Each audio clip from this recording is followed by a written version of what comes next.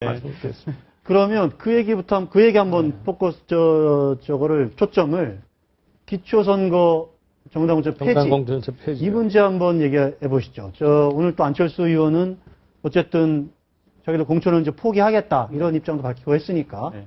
우리 김영남 변호사께서. 지금 오늘 네. 이제 새정치연합, 안철수 의원이 이끌고 있는 새정치연합에서 기초단위, 그러니까 기초단체장, 기초의원들에 대한 공천을 안 하겠다라고 이제 발표를 했습니다. 근데 제가 보기에는요, 이게 공천을 안 하는 게 아니고 공천을 못 하는 겁니다, 사실은. 왜냐하면 제가 처음에 이제 창당, 소위 그 안철수 신당 창당 얘기가 나올 때 드린 말씀이 있습니다만 창당 시기로 봐선 대단히 의문이다. 창당 시기가 안 좋은 시기다. 왜냐하면 다음번 창당이라는 건 사실은 당을 하나 만들 때는 유력 정치인 그리고 정치적으로 어떤 상징성이 있는 사람들을 중심으로 해서 여러 사람들이 모이면서 정치인들의 어떤 세력을 형성해 나가야 되는데 일단 국회의원들이 다음 자기 선거가 너무 많이 남았기 때문에 절대 안 움직일 거다. 소위 안철수 신당으로 말을 갈아타는 정치인들이 극히 소수일 것이다. 라는 말씀을 드린 적이 있는데 역시나 지금 상황이 그렇고요. 그러다 보니까 사실은 새정치연합에 좋은 분들이 아직까지 영입이 안 되고 있습니다. 그러다 보니까 사실은 기초 단위까지 공천을 줄 만한, 더군다나 그리고 캐치프레이즈로 내건 새정치라는 이미지 내지는 내용과 부합하는 인물을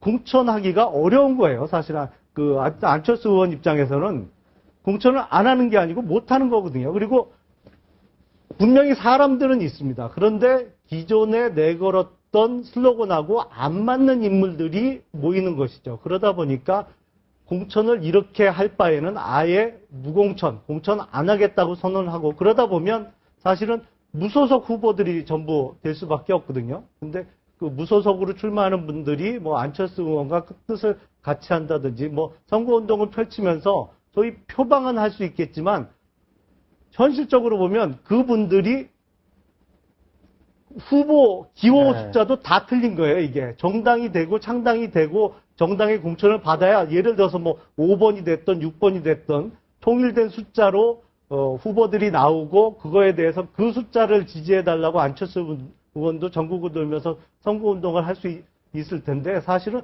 공천을 안 하게 되면 그것도 어렵거든요. 그래서 사실은 그 새누리당과 민주당이 사실상 기초단위에서의 그 공천 폐지를 대선 공약으로 걸었다가 양당이 모두 공천제를 사실상 유지하는 것으로 결론을 냈기 때문에 양당과는 다르다는 우리는 약속을 지킨다는 어떤 명분도 없고 사실은 안쪽으로 교수님께서 한번 그런 이제 명분도 없고 실리도 없고 뭐 그렇게 해석할 수 있어요. 뭐 그런 공학적으로 해석할 수 있는 대목도 나는 동의를 합니다. 그러나 어쨌든 약속을 지키고 있는 것은 지금 안철수 의원이 주도하고 있는 새정치 신당인 것만은 분명하다. 그런 것입니다. 지난번 대선 때요. 문재인 후보, 박근혜 후보가 다 이것을 철석같이 공약을 했습니다. 공천제 없애겠다 이렇게 약속했고요. 선거가 끝난 다음에 양당의 행보를 한번 확인해 볼 필요가 있어요. 우선 새누리당 4월달 보궐선거가 있었지 않습니까? 가평군수 선거에 새누리당은 후보 공천을 하지 않았습니다. 하지 않으면서 어떻게 얘기했느냐 하면 우리가 대선 때 했던 공약을 지금 지키고 있다. 봐라. 민주당 니네들도 우리를 따라 해라. 그리고 이걸 제도화하자. 이렇게 서병수 사무총장이 민주당을 향해서 한 방 날렸습니다. 당시에 국민의 입장에서 보면 새누리당이 약속을 지키는구나 이렇게 했죠. 그 이후에 이른바 실세의원이라고 하는 원내 부수석 다 당론이나 다를 바 없다 얘기했고요. 그 다음에 새누리당 내에서 그 정치쇄신특위위원장을 맡았던 박재창 교수께서 이것도 역시 당론이다. 그때 일몰제를 제시하셨어요. 그 다음에 대변인, 그 다음에 황우여 대표가 역시 이것은 당론과 다를 바 없다. 그래서 7월달 경우만 하더라도 8월까지 교육감 선거 문제와 관련해서 당론 확인하겠다 이렇게 했습니다. 그런데 작년에 찬바람이 불면서 새누리당 입장이 완전히 뒤집어졌습니다. 근데 왜 뒤집어졌는지는 모르겠어요. 설명을 안 하기 때문에. 제가 해석을 하건대는 아마 이번 지방선거 때 대통령 지지도도 높고 또 새누리당 지지도 높으니까 아마 싹쓸이 할 수 있을 것이다. 그런데 왜 이렇게 당 1번 번호를 내줄 필요가 뭐가 있느냐. 이런 이제 선거공학적 그런 전술적 문제의식에서 이 약속을 뒤집어버린 것이 아닌가 이런 생각을 하는데 어쨌든 정리하자면 대선 때 약속하고 대선 이후에 8월 말 9월 초까지만 하더라도 새누리당이 당론과 다를 바 없다는 사실을 확인해 주었습니다. 자, 예. 그리고 뒤집었어요. 그래서 저는 새누리당 이 문제에 대해서 정말 심각하게 생각해야 되고 이런 상황에서 안철수 의원이 이끄는 새정치신당이 약속을 이행하겠다고 한 것은 정당성을 갖는다 이렇게 봅니다. 모처럼 우리 김 교수님하고 저하고 의견이 일치합니다. 이 문제에 대해서는요. 저는 아까도 말씀드렸습니다만 개인적으로는 기초자치단체 정당 공천제는 유지가 돼야 된다고 생각을 합니다. 정당 공천제에 문제가 있었던 것은 중앙의 그 정치가 지방 정치를 다 점령을 하고 또 지역의 그 국회의원이라든가 이런 분들이 사실상 공천을 좌지우지한다는 것이 문제였었거든요.